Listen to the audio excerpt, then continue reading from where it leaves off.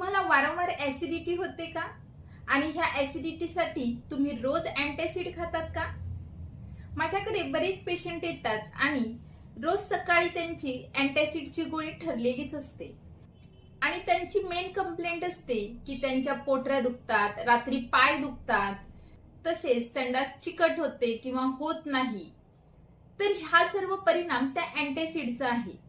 रोजच्या रोज वारंवार जर अँटासिड खाल्लं तर आपल्या आतड्यांची जी नॅचरल गट फ्लोरा आहे तो डिस्टर्ब होतो आणि त्यामुळे आपण घेतलेल्या आहारातील calcium, vitamin D, vitamin B12 यांचं व्यवस्थित ऍब्झॉर्प्शन होत नाही.